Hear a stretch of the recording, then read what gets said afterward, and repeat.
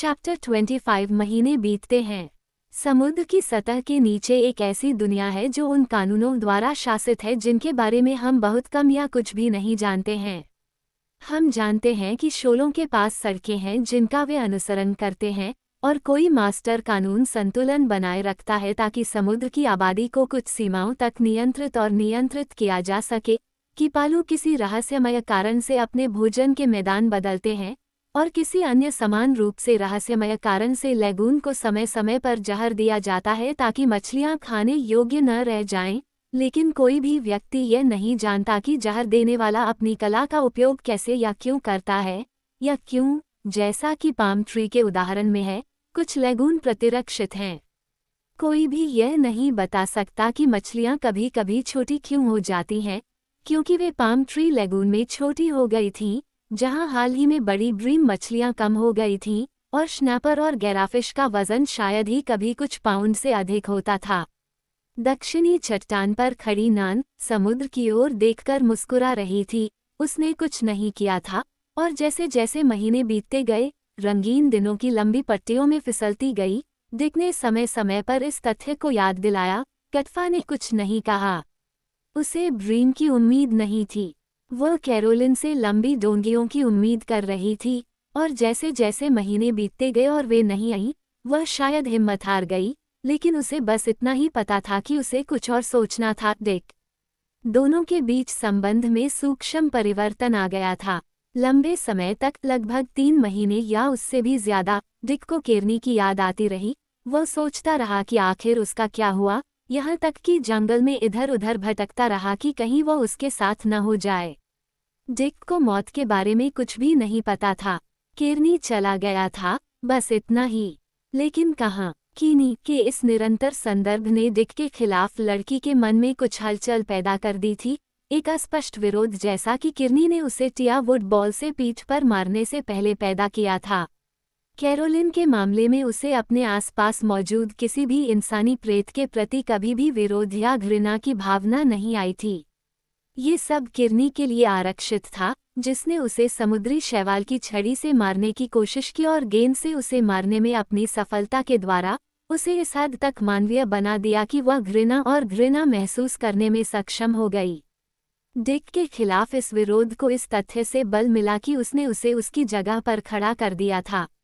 सीधे शब्दों में कहे बिना, फिर भी 100 छोटे छोटे तरीकों से उसने उसे यह एहसास दिलाया कि वह श्रेष्ठ है, या खुद को ऐसा ही समझता है। पेड़ों पर बनी अपनी झोपड़ी में ही वह भोजन करने आए, ठीक वैसे ही जैसे किरनी के गायब होने के बाद वाली सुबह आई थी। वह लड़के के करीब निर्भीकता से अपनी सीट पर बैठी थी, और उसमें पहले जैसी शर्म और विनम्रता का कोई निशान नहीं था, लेकिन कुत्ते की तरह बेशर्मी से डिक ने उसे सबसे खराब मछली दी और प्लेटें साफ करने का उच्च पद अपने पास रखते हुए उसे एक पत्ते पर कूड़ा कचरा लैगून में फेंकने के लिए दिया। नाव में और चट्टान पर मछली पकड़ना सब एक जैसा था।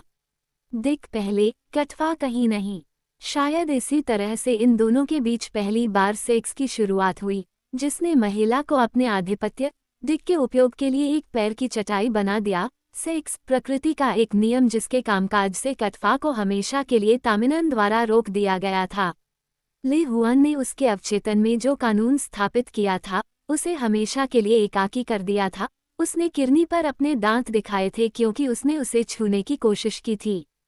क्या ये डिक पर अपने दांत दिखा रहा था क्योंकि वह एक आदमी था? काटाफा को केवल इतना पता था कि डिक उसके मन में किरनी के रास्ते पर जा रहा था, एक लगभग अमूर्त से कुछ ऐसी चीज में बदल रहा था जिससे वह नाराज हो सकती थी और किसी कारण से नापसंद कर सकती थी जिसे वह समझ नहीं सकती थी, क्योंकि उसने कभी उसे छूने का कोई प्रयास नहीं किया था। एक दिन, जब डिक मछली पकड़ने के लिए छोटी नाव लेकर केप से आगे चला गया, तो वह प्रसन्न और विजयी होकर लौटा। कटाफा, उसने नाव को किनारे तक लाते हुए चिल्लाया, बड़ी मछलियां आ गई हैं। घर के पास पेड़ों की छाया में लेटी लड़की उछलकर खड़ी हो गई। कैरोलिन का दृश्य उसकी आंखों के सामने घूम गया। एक पल के लिए सब कुछ नष्ट हो गया, फिर वह दौड़कर किनारे पर आ गई।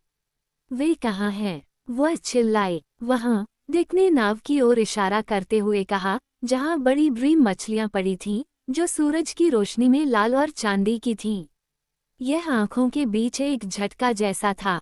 वह किनारे पर बैठी थी और अपने चेहरे पर एक काली नज़र से उसे देख रही थी जब वह उन्हें किनारे पर खींच रहा था। नान ने उसे अच्छी तरह से बेवकूफ़ बनाया था, लेकिन उसकी दुश्मनी नान के खिलाफ नहीं बल्कि डिक के खिलाफ थी। और अगले दिन जब वह एक मछली पकड़ने वाले भाले के साथ चट्टान की ओर खुशी से गया तो उसने पाया कि उसकी नोक कुंद हो गई थी। मछली पकड़ने की रेखाएं बिना किसी स्पष्ट कारण के टूटने लगी थीं और एक रात लटका हुआ झींगा सुबह गायब हो गया था। अगर उसने गम चबाया होता तो उसका गम लॉबस्टर के पीछे लैगून में चला जाता। ये वही पुराना खेल था जो उसने किरनी के साथ खेला था, और किरनी की तरह डिक को भी इस बात का कोई संदेह नहीं था कि इसका क्या मतलब है या इसका क्या मतलब है।